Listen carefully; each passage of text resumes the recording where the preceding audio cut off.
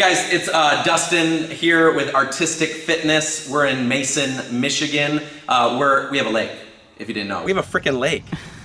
We're excited to talk to you today. Common mistakes or why your reps suck. Just to go through what we're gonna talk about. Do basic and easy moves better. I think this is probably one of the most important things as a coach. Do the basic easy moves better. We'll go through why pain persists. Why is your knee constantly bugging you? Why is your back constantly in pain? You can be sore because you worked out really hard. That's fine. There's an issue there and it can be fixed without surgery. I fully believe that. We've seen it countless times. Your brain is lying to you. This happens all the time to people. Why you can't level up, people get stuck. They'll be like, oh, I wish I could do a certain move. I wish I could handstand walk. I wish I could climb a rope. I wish I could do a muscle up. I wish I could do all these different moves. There is a way, but a lot of times we get held back by certain aspects of the way we move, and that's what we're gonna go through, kind of the mistakes and what's holding you back. Let's get into some more content here.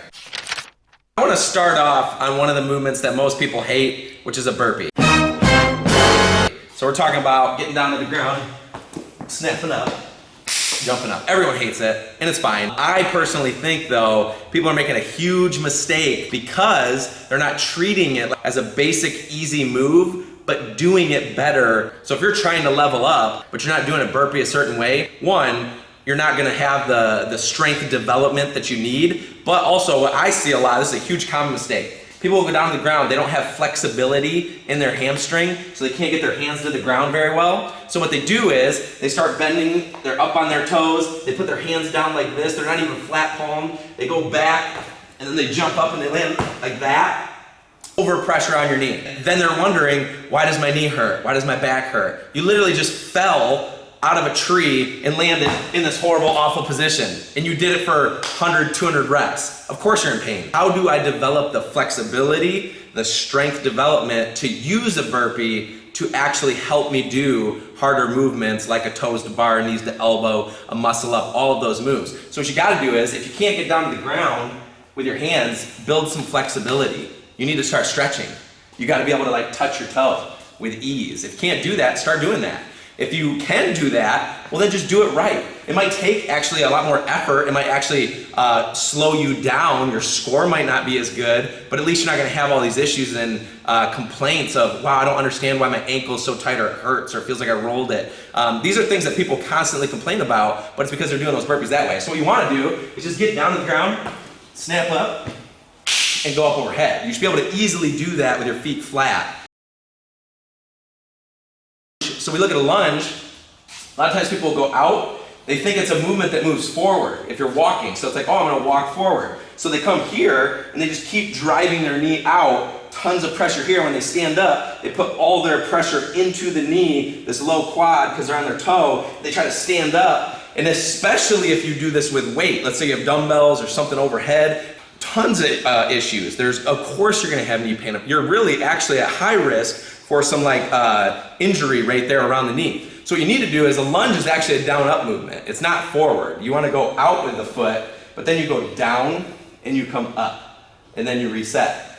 And I think that's one of the biggest ways to fix that movement is don't think about it as you're walking forward. You're really going down and up with a split.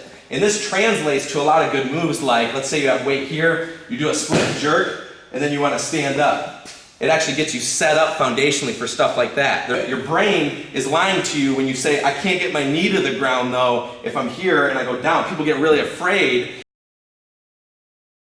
And I actually worked on this movement a lot. I would grab something and help myself get down to the ground and then stand up, making sure that front leg was flat the whole time.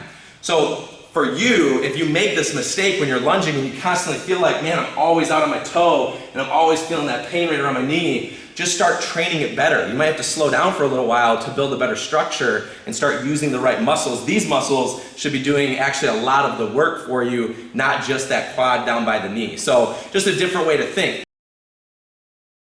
This ball right here, when you're trying to throw it at a target, people when they're squatting with it, they'll hold it like this and then they'll bend over like that. I think they're squatting, but my butt's really high up in the air actually.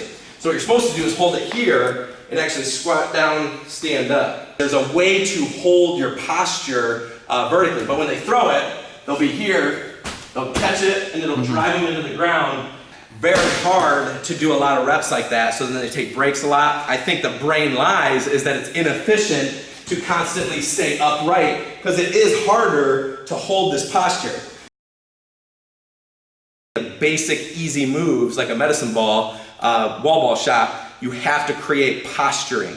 You have to understand how to posture yourself properly so that when you get to heavier weights, you actually have a good foundation of movement. But for, let's say you're doing 50, 60 reps in a row, it's actually more efficient because now you've postured yourself, you put your effort in the front end so that the rest of the squat feels easier.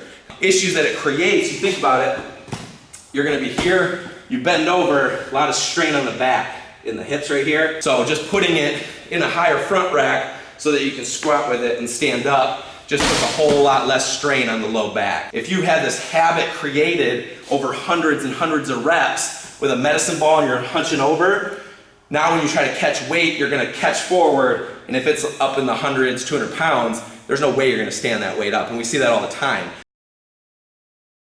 You've seen thousands of videos like this. There's a push-up challenge. It's a Marine versus a civilian. And they're like, who can do the most push-ups? And so they just start off, they have really wide, and they just go down like this. They bend their elbow, and they're not even close to the ground. It's like the ground is like that far away. They might as well not even have bent their elbow. It was a pointless move. This is how people think in push-ups, and they're very restricted. The cool thing about a push-up is gravity works to your benefit. You can easily get to the ground if you don't resist it because gravity wants you down there. Get to the ground, and then the move is called a push-up. It's a push-up off the ground. So if you never make it to the ground, you haven't even done one rep. Your brain is lying to you though and saying, well, I can't get to the ground because I'll never be able to get back up. But you have to think this way when you're developing your strength, is I have to get myself to the ground first and then push up out of that. And what we find is a lot of people get very scared of this move, so they crunch up like this. And so when they're doing their push-up, they'll go here, they crunch up, and you've already set yourself up at a disadvantage mechanically to even do the move properly. So you gotta start right, and a lot of times our athletes will start them with a negative push-up, which just means they start in a plank, and they do good structuring down to the ground, and then they just kind of roll themselves back up. They build the strength to get themselves to the ground in good position so that you're not creating this issue of a lot of strain on your shoulder where it's like if you constantly crunch up like this and then go down, you're putting a ton of potential pain in your shoulder that just doesn't need to be there. It's always ego that gets in the way. We think, well, I want to just do them because I can.